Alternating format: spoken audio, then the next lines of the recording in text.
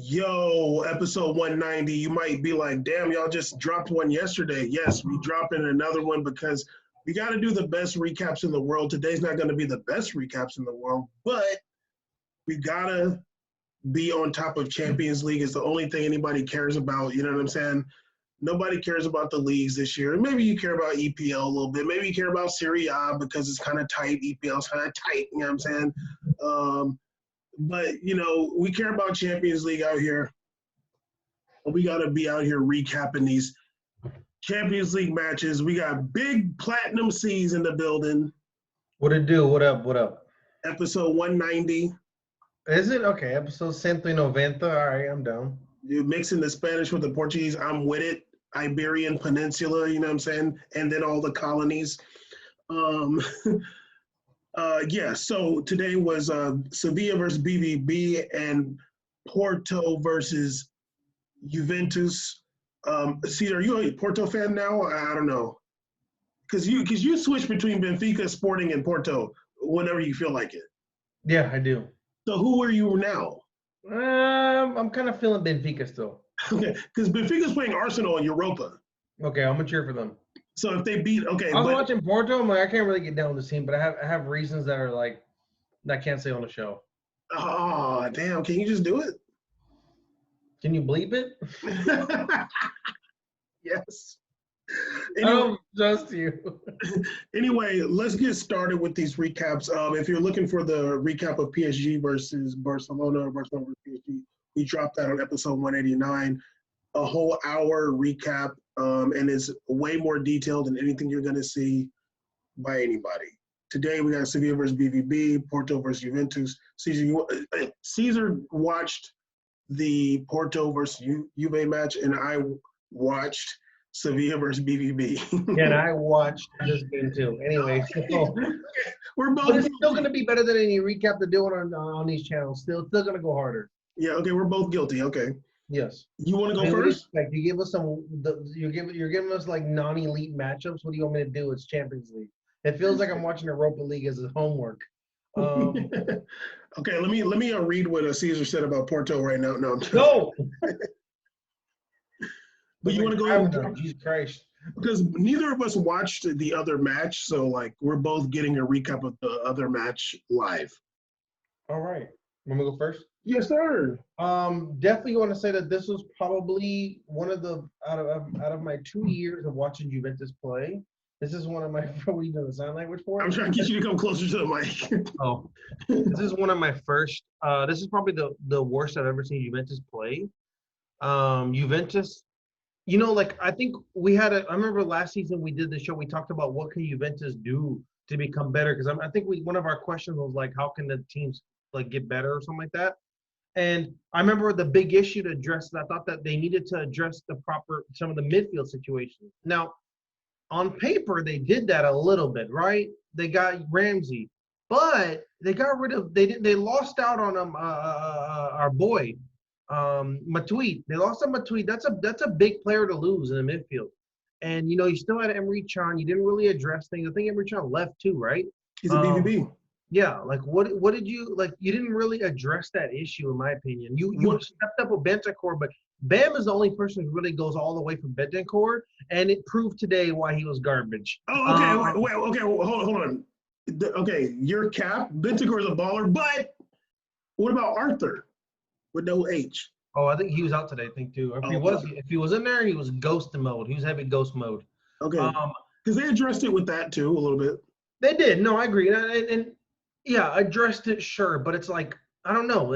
Whatever they did, it's not clicking. I don't know what it is, but it's a team that needs to be blown up and restarted. Like, you need to start over again. Like, this isn't it. Like, the foundations of the past aren't it. I mean, like, it's not like this lineup you had was a bunch of champions and they're just back again. These are all, honestly, like, dudes that kept getting eliminated every quarterfinal, semifinal. So, whatever. Like, and Dybala wasn't really there today, so it's like the team just – they looked so mediocre, it was crazy. Like, at least when you watch Inter, you're like, man, like, they're really annoying to watch, and they're not that good. But there's dangerous people there. Like, people like Lautaro, he's dangerous. Lukaku has a grip of goals this year. He's dangerous. Like, Juventus only has one guy that you go, oh, there's like some dude number 44 running around, some ginger, I don't know who he is. And they talk about him all the time. I'm like, this guy's really so whatever. Was it? I don't want to say his name in a race. What's his name? I don't know his name. 44. I think he's like Russian or Ukrainian. I forgot. Schneigенheiger. I don't know who he is, dude. He's so whatever. I'm like, is this really what you're trying to win chips with? Like, is this what we're doing here? Remember, I talked about him that match against. I want to say it was against Barcelona. The first match when Ronaldo wasn't there, and I was like, who is this guy number 44? He's not terrible, but like it ain't serviceable. Yeah, like it ain't. It's like Martin Braithwaite for Barcelona. Yeah, like that's cool and all, but like, come on, we're trying to really win out here. And like, I mean, like they Juventus had Corona doing pop-up bicycle kicks on them. What kind of, you're really allowing this right now? Is this what's really going down? So let's start with the recap. First 30 seconds of the game, Bam's favorite player, Betancourt, Betancourt already dumps an investigation pass over to Chesney. Immediate goal, dude. Immediately a terrible pass, like 3 miles an hour to the goalie, and in comes number 9. I don't know. Is it Mateos? I don't know his name. He comes in, slide tackles, like right last minute, and slide tackle goals it in. 1-0 already. And I swear to God, from 1 minute to 34 minutes was some of the worst football I've seen in a very long time. I mean, there was a possession where 5 times in a row, Juventus was trying to do a lob pass to the left, and it kept going out of bounds. Like, Chiellini go out of bounds. Ronaldo kicked one out of bounds. I'm like, are we just like having what's going on? And I know at one point Ronaldo like was waiting for a ball, and like 2 of them went out of bounds on him. And I know he was thinking like, I really miss those old Real. That ball would just drop right at my foot because this is rough out here. Juventus literally had no ability to switch play. They were like scrambling, and they, don't get me wrong, they had possession. They were at 66% possession today, over 33 on Porto. But they were losing the ball. They weren't able to create nothing offensively. They didn't start Morata, so offensively they were goofy as hell. I kind of really want to blame Pirlo for this. This is a very strange formation. Ronaldo was still playing flank, but it's like, okay, I understand he's playing left wing, but to be honest with you, like watching how the game is playing, I would try to talk to him and be like, look, honestly, we just need you a little more centrally because our fullbacks are not able to do a good job getting the ball wide. So let's try to get you more central to create from there. It looked like there was no tactics happening. It was just like pass around, mess up. And when you get in these rhythms of just constant errors and no offense being created, more goals happen. So what? Did Rabiot start? Rabiot. I saw him. I seen a highlight with the highlight, and I seen him in there. But did he start? I believe he might have. I don't quote me on it though. Okay. And also, I just looked at that goal, and that was Chesney's fault. That was not Betancourt's fault. The Betancourt's fault. So, anyways, let me say right now. Also, I'm getting to that. Because also it was a terrible pass with Betancourt. I'm not gonna let you do it. It was a dumb pass with Betancourt. Nice try though. Nice try to defend your Uruguayan. But if he's Brazilian, you would tell him to sell him to China. I know what it is. Listen. So I'm gonna get to Chet. I said 5 years ago. 5 years ago, I said, how the hell you have Chesney starting as a goalie is disrespectful to everything. Like he's such a Udinese starter to me. Like he's such a mid-tier Premier League team starter. This man was doing the same thing he was doing 3 years ago. He has the most butterfingers of all time. Over and over in the game, the ball's being kicked and he's fumbling and bumbling in his gloves. I'm like, can you catch the ball? Even at the end of the game, there was like this opportunity where the ball came and it bounced off his fingers and away to them. Like, what's wrong with you? Like, you play goalie. It's just one job here, man. You just catch the damn ball. Put some glue, cheat, whatever you need to do. 34-minute mark, Chiellini gets subbed out. Chiellini was kind of running kind of hard out there, and I was like, damn, okay. And I was like, yeah, you can't be doing that no more. Immediately, I think he pulled a groin or something like that. He was out. Limping to the sideline, gone. Brought some Bonucci wasn't ready or something like that. Or was still hurt. They brought some Turkish dude I'd never seen in my life. Number 50. Number 50 came in the game. So at number 44 and 50 on Juventus playing today.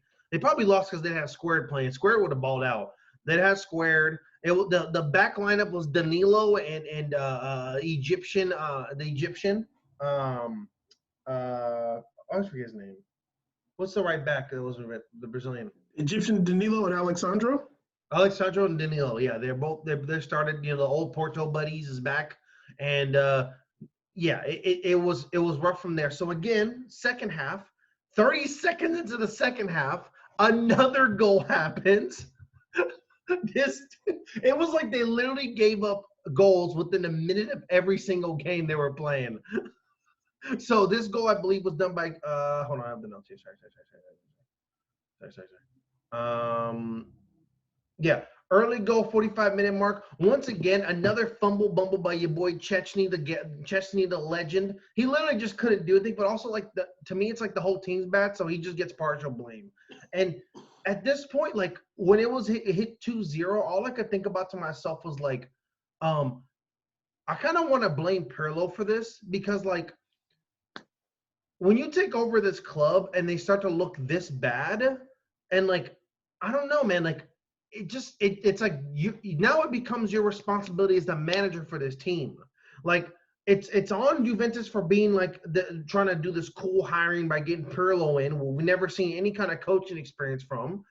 Didn't know about his academy come up or nothing. Signed this cool Pirlo hiring. That Pirlo doesn't start Morata. I don't know why. Morata I heard was fit for it. You need to have, if you're gonna have any kind of offensive stability and you're missing people in midfield, you need to have a set lineup up there. You don't have Cuadrado to create. You don't have who's our boy that we like, the lefty they have that we like with the sleeve tats. Bernardeschi. Yeah, Bernardeschi was a baller. You're missing so many creative, and Ramsey coming off the bench. You have no creativity going forward, and it can't just be on Ronaldo to do that for your team because when it becomes all on him, then when the mistakes happen, it's also on him, and he's going to get – it just becomes a lot. So, like, it became like – it almost reminded me of last year's Barcelona where I'm, like, watching Weston McKennie, like, pull the Vidal role and just be, like, super forward trying to get it cracking. Like, Ronaldo's, like, telling McKennie to play, like, center forward, like, pointing him to stay there, and he's, like, running around like, oh, my God, like – I almost feel bad that he's trying to tell McKennie to be central, like stay there, stay central while I make this run around you. Like he's like desperate to have a link up with somebody. There's no real good link up plays. Like Ronaldo had they had like one good like opportunity free kick.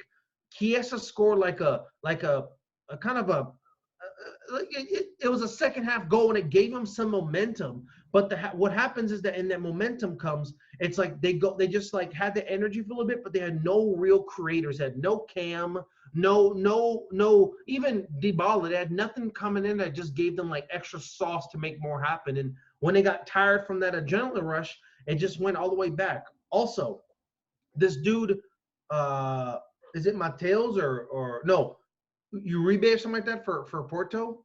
This man had like 7 fouls. Like it must have been 8 fouls. Like 8 fouls, no card, no nothing. Like he's just hitting people all day, and he's super neck tatted, just on goon status, kicking people in the shins, bumping here. I'm like, can you put a card out? Just put the card out. They just had this goon mafia member come in here and just foul everybody and got no cards. So he can walk on and be like, that was a pretty good game. I don't know what y'all talking about. Yeah, you had 15 fouls, my guy. So okay. At the end, Juventus got really lucky with that Chiesa goal. It's a very lucky goal. They get the away goal for them. They needed that. They didn't deserve it. At the same time, Porto, if you're having 33% possession, you can also consider yourself a little blessed too. It's not like Porto necessarily really created a bunch of really dangerous opportunities. They just capitalized on the mistakes of Juventus. That's what the tell of the game was. Because in any other situation with a proper lineup, Juventus probably would have won this game easily, to be honest with you. And if I'm going to give like a player of the game, it's is it Enrique, the Mexican midfielder for Porto? He's like lefty. This guy is a baller. Like he's really good. He's really good. He had like a ponytail. He was killing it, dog. He was really good. Like literally, if the ball is on the side of the field, he's there. Back line in front, he's there. So I was going to show that WhatsApp message.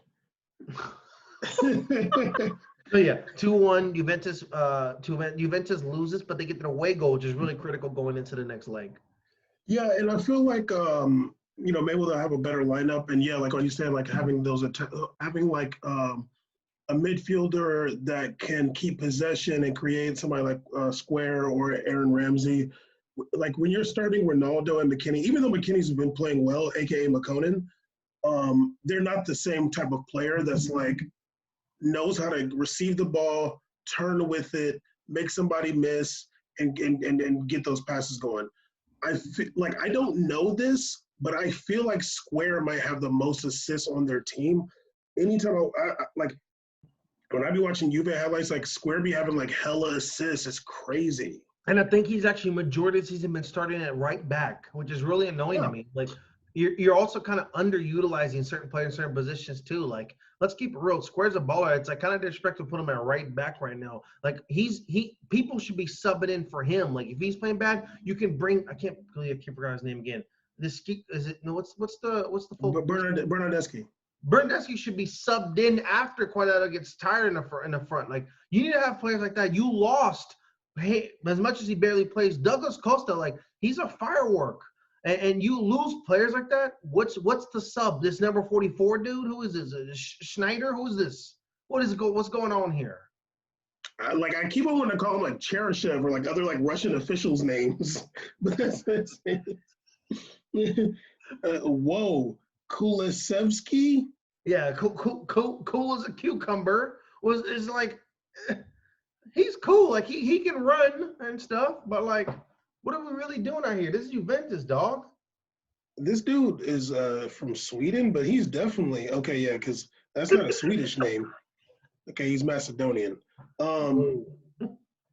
Yeah. Well, I mean, Juve still has a chance, and like they're good at like Ronaldo-led teams are good at coming back in Champions League ties. So like, I feel like on some level they still kind of have an advantage. And if you're saying that Porto, looking at the stats, they both had 5 shots on target. It looks like Porto wasn't really able to create that much either, you know? No, and I'm being critical of Juventus because it's the better team. Yeah. And the better lineup. Like I said at the end of that rant I did on Juventus, because I am big Serie A. Like I take this seriously. I take this role seriously. Along with the hair, I take it for real. So anyways, Juventus has a team to dominate possession, which they did, but they didn't have the transition from controlling the ball forward, super ugly in the back, like it's messy, it's ugly, and no pun intended, but at the same time, Porto was not able to capitalize on anything, and they weren't creating much either. They were just kind of holding the line at some point because they didn't want to overcommit on the counterattack. So they were just kind of letting Juventus come at them because offensively, Juventus was just so bad. They kind of just sat back and let Juventus just keep messing up because they capitalized 2 goals off that. So it makes sense in a way. Yeah. The counter game was what they were doing. Yeah. Well, we'll see in the next tie. Well, I was over here, quote unquote, watching Sevilla versus BVB. Do you know the score or anything? Yeah. Okay.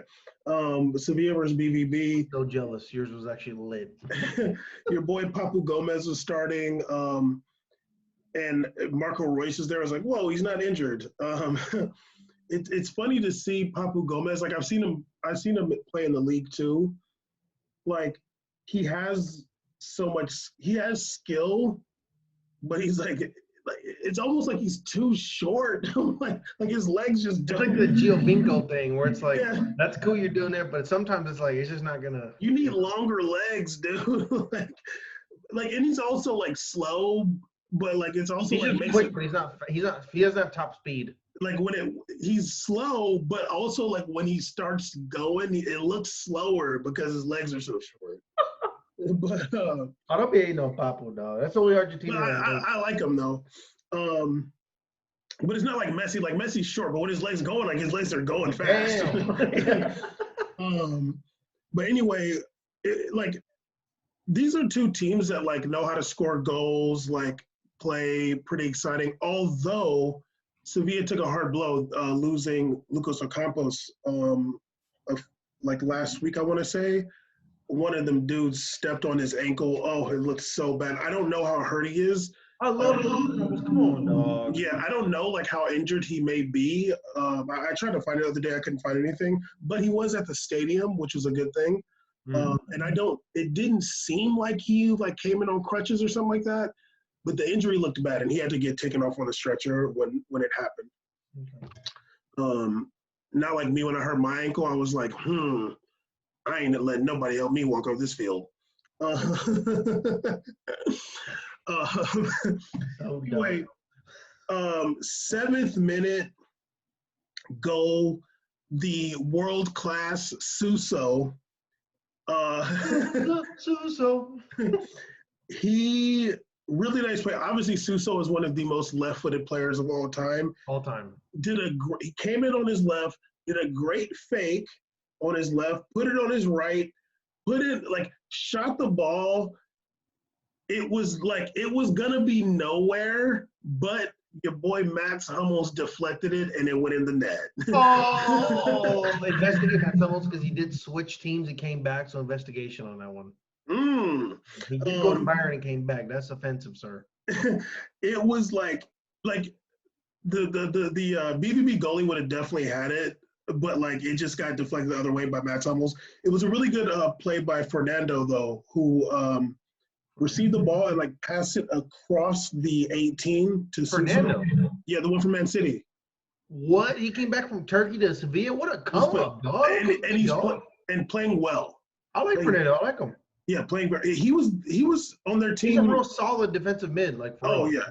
If I'm not mistaken, he was on their team when they won Europa. He was in last season. Oh yeah, he was. Yeah, I think because he came in the winter transfer from Galatasaray. So my dad. From Turkey, I remember that. Yeah, no, he's been playing the times that I've watched Sevilla and he plays really well. Game comes really easy to him. But yeah, he received the ball and passed it like across the 18 to spot Suso. It was a really good vision. And Suso got lucky. Matt Hummels put in the back of the net. 15th minute, I put that BVB's playing well, but they're not really shooting. Then wait, is this okay? Yeah, 19th minute. Oh my goodness, your boy Dawood Beytouni, aka Mahmoud. I literally said that. I literally said that when I saw this goal. But go ahead. Damn, you over here watching highlights? Damn. It was at halftime. I was watching the game. Oh, okay. Golasso's a great shot. Your boy Holland did a really good job to like dribble the ball and he kept the ball off the throw in, dribbled it, got it to Dawood Beytouni. Dawood Beytouni did a really good job. He had the ball going to the left, and I want to say it was Fernando or Diego Carlos, I can't remember. In front of him, he like that momentum was going to the left, stopped it, saw that goal, put that shot, very accurate, right in that corner, beautiful shot, beautiful goal. Doing it for Syrians, and I think he's also Kurdish, but I'm not 100% sure about that. He's Syrian? If I'm not mistaken, he is Syrian. Syrian German? Yeah, to be honest with you, I don't even know who he plays for. Germany. Does he play for Germany? No, he played for Syria. That big goon shit. Yeah, he is Syrian. I don't know if he's Kurdish though. Damn, he's capped by Germany? Heavy. Damn. I mean, he's been there for a while though. Fair. He's been in Germany for a minute. I thought he was like on a different team, and I guess I mixed up with somebody else. Okay, yeah, he is Kurdish, yeah. He's Kurdish. He's not Syrian. No, he is Syrian, but he's Kurdish. He's not Arab. Okay. Oh, wow, that's cool. Yeah. Because I remember I always like Dawood Beytouni. He's a baller. Oh, I got more about him later. Because I remember seeing the city where he was from, and I was like, holy crap, that's way up there. I was like, there ain't no Arabs up there. There's all Kurdish people. I'm dead. And obviously, we're calling him Dawood Beytouni as a joke. His name is Mahmoud Dawood. It's Mahmoud Dawood, but yeah, Mahmoud Dawood's a baller. I like him. Yeah. I like saying his name too. After that, so it's 1-1 at this point. I put BVB is so good on the counterattack. And I'll say more about that. 27th minute, though, another goal. Holland just starts running, dude, and it's just like, a bull in a china shop. Like when he put his head down and start going, yo, like Man, I watched that clip and I was like uncomfortable. That's a lot of speed for a big guy. You know who he reminds me of as an athlete? Terrell Owens. That's an excellent one. It really is. Like it's because Terrell Owens was crazy because it was like he was fast, of course, but that's a lot of girth, like in like size running around. It's like, and he's like, and like when Holland runs, Holland doesn't get narrow. You ever notice when he runs, he gets kind of really wide. That's what I said. That's like a bull. Runs like this. I'm like, oh God. That's what I said. It's like a bull in a china shop. Like he runs, he gets, and it's like he don't care about the defender. Close he got to the goal. He was like, oh God. He don't care about the defenders. No fear. Yeah, and that's why I compared to Terrell Owens. Like Terrell Owens, like no, it's my field. Yes. Like that's how Holland is. Like so it was, he and. Yeah, of course, and so talented. I'm like, I was watching. I was like, oh my God, I'm on. Not only am I uncomfortable, I can't believe this guy's on BVB, but also I'm so uncomfortable with the man's speed and size. Like, can you please? And maybe it'll take a major injury for him to chill out a little bit. You're making me uncomfortable, dog. You're too good right now. Chill out. Like it was a great move sparked by him. Mm-hmm. He got the ball. He ended up getting the ball to Sancho. Sancho dinked it right over back to him. Clean, yeah. Holland did not slow down a bit. He gave him that ball and he just kept going, trusting Sancho's ability to get that ball to him. He committed 100%. Yeah, 100% commitment. And another like that thing where he was like, he didn't hesitate. He's just like, I'm going. And like it's like this belief, like the ball's gonna get to me, and he's like, I'm gonna get my foot there before the goalie's entire body. Like, wow, that's big time commitment, big time trust. Like, yeah, that's real right there. Yeah, real determination. And also, like, real quick for you to say, like, man, I'm so jealous because it's really nice to see, like it's there's not a lot in the world. It's like good like center forwards running around. It's so kind of cool to see like a young talent when you're like, damn, like this is cool to watch. Like there's people that try to convince you is a good one, like Lukaku, whatever. Like you're trying to convince me, I get it. But like when you watch how you're like, okay, that guy is like legit. It's legit. And the good thing too is like he's playing around players that like he's not playing around egos. Mm-hmm. You know what I mean? Like I honestly feel like there sometimes there can be like a lot of ego when you have dribblers and players that's like flashy, like they want to get their stuff off and like playing that set. Well, but also like Holland gets himself involved a lot. Like he's not just like a very traditional push the line kind of. No. Or he and I would imagine that's part of their tactics is like, look, you know, don't just push the line. Like come get involved and we'll figure it out. That team is comprised of like. Always like good, like all those players are somehow either were on the come up and they're vets and they're just doing a thing, or they're players on the come up with a lot of talent. Like even with like Guerrero, like you have players with good ball skill, good talent, not egotistical. Like that's a great little core right there for not only development but even getting some games, winning some games. It's a good core. Yeah, for sure. So anyway, later on, you know, I was watching the game intensely. But, you know, there was no notes from the 27th to the 43rd minute. Just happened to not be any notes from that time. But at 43rd minute, another – well, that's all your notes? I mean, yeah, mine's like half a page. Whoa, there's a signature down there? Jesus Christ, go ahead. No, that's a title option. Udinese starter level. With a picture of Chesney. Yeah, I'm gonna Photoshop a ball of butter and put it in Chesney's hands. 43rd, another goal. Somebody got the ball off of your boy Papu Gomez. He was thinking he got fouled, but the ball ended up getting to Marco Reus, who did similar to the Drax thing, held the ball kind of on the counter until the very last second, got it to Holland. Holland put a really nice bending left foot shot into the back of the net. Going into halftime, it is 3-1 BVB. What's his name? One of them dudes on Sevilla, Gudilj or something like that, came on for Rakitic at halftime. The game started to get pretty chippy. Like they, who's playing defense next to Matt Tummels? It was what's his name, Akanji or something like that. Oh no, they have my favorite young defender. That big dude is Zyke Z. Someone that he's a Oh baller. yeah, yeah. I don't know if I didn't see Yeah, him. yeah, he's like lefty. He kind of reminds me a lot of Kimepe actually. Kimepe, he's like bigger though. Man, that Huge, guy's huge. and he got like a flat top kind of thing Yeah, going. I'm like, who's this? What's the guy? Who's the basketball player for the Orange Hornets? For the who, who's the dude you hate that plays for the Hornets? He's for the I'm sorry, not the Pelicans. was it? I don't know. I don't know. The one that be dunking you hate that's fat. Oh, Zion Williamson. He reminds me of Zion Williams out there. I'm mad he's the dude that be dunking and he's fat. He's the guy that be dunking and he's fat. You know what I'm talking about. I want to be getting them stats, but no one cares. Yeah, I think he's 27 a game. Everybody's like, you got to do better. I'm like, damn, all right. It's getting 27 a game, but okay. Nah, he's whack. I don't get it. Like, I don't understand. I don't like chubby ballers, yo. Yeah, I'll take whatever. I'm down. I'm not going to debate that. Go ahead, though. Yeah, that dude wasn't even on the bench, so maybe he's hurt. Baller. Akanji's whatever. You know who was starting and out there doing his thing though? Emre Can. Emre Can, he's so good, dude. Emre Can.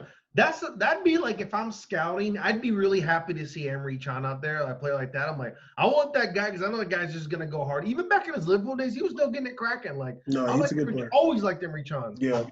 74th minute, there was a free kick by Sevilla that was so close. It hit off the bar and then like off BVB's goalie's hands. A little bit after that, I put that Dawood is so good.